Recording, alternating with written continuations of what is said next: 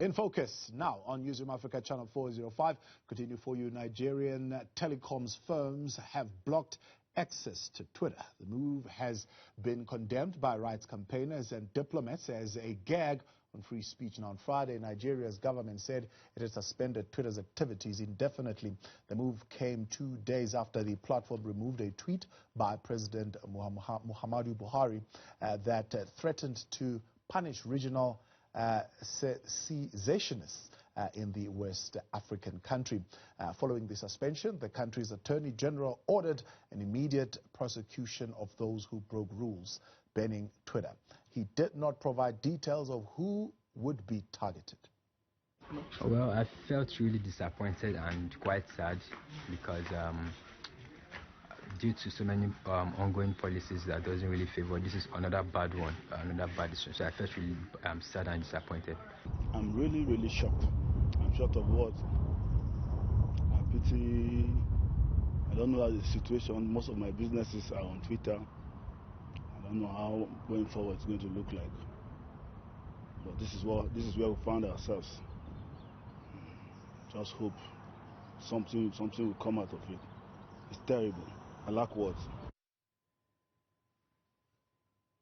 All right, for more on that story, I'm joined now by the Daily Mavericks, Patrick Igu. Patrick, good evening, and thank you very much for joining us today.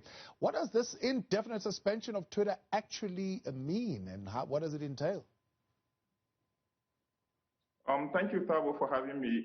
First, I'd like to say that blocking access to media, social media, internet access is synonymous with autocratic regimes like you have in China, you have in Hong Kong, you have in North Korea, you have in Uganda that just happened in January, and like we are seeing presently in Nigeria. So, I mean, nobody expected it. Nigeria is gradually declining into dictatorship.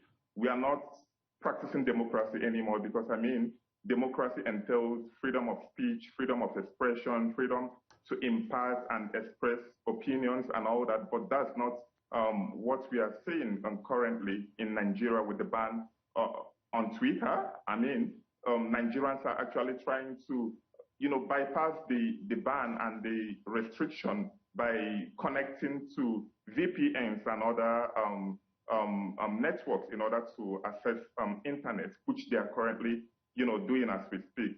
Nobody expected it. It came as a shock, as a rude shock. We never knew. This is the first time that Nigeria is banning access to social media. We've had that during the military regime in the 90s and in the 80s. But currently, we are practicing democracy, and nobody expected it. And that's why, you could see the outcry from the civic space, from activists, from the international community, including the government of, the UK, the US, and even Amnesty International condemning the ban and, calling on the government to open access to Twitter, which is, the situation at the moment. The comment from the Minister of Information, Lai Mohammed, saying that the mission of Twitter in Nigeria is very suspect. This was at a news conference on Wednesday. Why was the tweet by Buhari deleted? Many Nigerians saw the tweet by Buhari as insensitive, as, let me say, genocidal, as many people have come to describe it on social media, on Twitter, because Buhari actually made reference to the civil war which was fought between 1967 to 1970, and where a region in Nigeria, the southeast region, mainly Igbos, where more than 3 million people were killed, during the civil war, and he was actually threatening another war. That's what many Nigerians saw the tweet as, threatening another war on the region that has suffered, a devastating, conflict during the civil war. So it was insensitive, and according to Twitter, it went against their rules, and that was why it had, to be pulled down. And the Minister of Information coming to say that, the activities of Twitter in Nigeria is suspicious.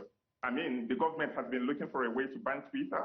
You recall last year when we had protests against police brutality, Twitter was, openly supported, the protests. Twitter gave a hashtag to Nigerians and to activists and to, to the civil space that we are protesting against police brutality. So the government has been looking for a way to ban Twitter, and this came as an opportunity. Immediately, the tweet of President Buhari was deleted. The next day, we saw that Twitter, has been blocked. Access to Twitter has been blocked. As we speak, currently, Nigeria is the only country in Africa where access to Twitter has been restricted. Yeah. According to the NOI polls, there are 39 million subscribers to Twitter in Nigeria. Are they all now going to VPN sites? Yeah, currently, that's what, the majority of folks and, Twitter users back at home in Nigeria are doing. Using VPNs to bypass and to navigate and access Twitter. That's what they are doing at the moment. No network is working. All telcos, MTN and other telecommunication giants have actually pulled down their network. So you can't even access it if you are using MTN back in Nigeria, if you are using their data or Airtel or other networks. So what they are using now is the VPN, and it's been working perfectly well for them to access Twitter. Meanwhile, civil society group SERAP has vowed to drag Nigerians to court. Are they making a good of that statement? Are they suing the authorities? They've just released a statement in that regard, and I believe they are going to, make good on their promises. They are going to, really go to the court. Apart from SERAP, you have the Nigerian Bar Association equally making the same, releasing the same statement to go to the court to challenge, because there's no legal basis for, banning access to Twitter. Even the what the Attorney General said, that people using Twitter are going to be, arrested and prosecuted. So what it means is that if I travel home to Nigeria and I'm using my Twitter, I'm going to be arrested for using Twitter. So you can tell me there's no legal basis for that. Nigerian Constitution, provides for access to media, freedom of expression, and all that. Even the United Nations Declaration on Human Rights, which Nigeria is signatory to, the Article 19 of the United Nations Declaration on Human Rights provides for access to freedom of expression, freedom to air your views and opinion, and all that. So banning Twitter, there's no legal basis for that. We've never seen it. We've never had it so bad in Nigeria to the extent of, restricting access to internet, to social media, and all that. It's not in the Constitution to prosecute, Twitter users. There's no basis for that. I don't know how it's going to work. There's no legal documents supporting that. But is this not the beginning of Buhari's administration to try and regulate social media in general in Nigeria? What's the view of civil society, opposition parties, and general population? Okay, again, I'd like to say that we've had like 2 bills or 3 bills currently waiting at the National Assembly, being debated by lawmakers and being opposed by activists, because the social media bill seeks to ban social media, to restrict and regulate the use of social media in Nigeria, because the government came with the argument that people are using social media to disseminate fake news, to cause tension in the country, to incite violence and all that, hate speech and the rest of that. So we've had bills, currently being debated by lawmakers and currently being challenged by Nigerians. Nigerians have had protests in the past challenging the bills. So this one coming, many Nigerians see it as an indirect way of introducing the bills that Nigerians have always opposed.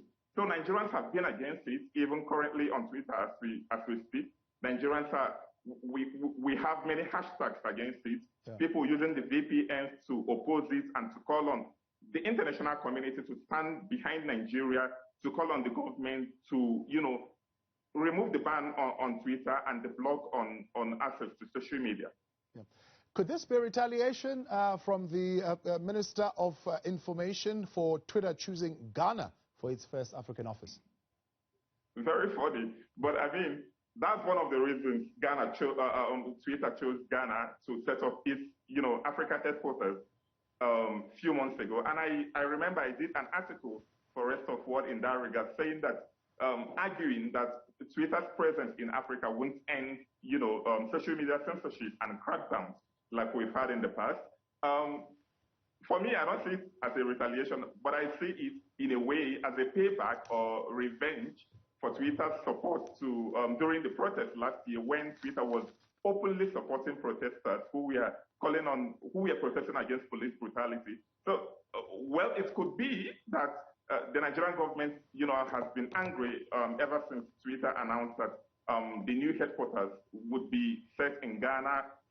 I mean, people are going to be employed in Ghana, the labor force, improving the economy of the country, attracting investment, which would have come to Nigeria. But Twitter announced that it is actually moving to Ghana because of free speech, freedom of expression, working democracy, and all that. These are the reasons it's stated why it moved to Ghana, which we are currently facing now with the ban, with the blocking of access to social media. So, for example, if Twitter had moved to Nigeria back in April, what would have happened now?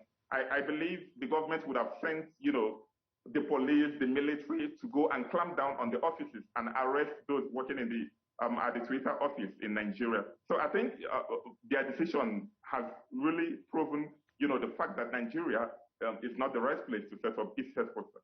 Patrick, I appreciate you joining us tonight on In Focus. Investigative journalist at the Daily Maverick, Patrick Igu there.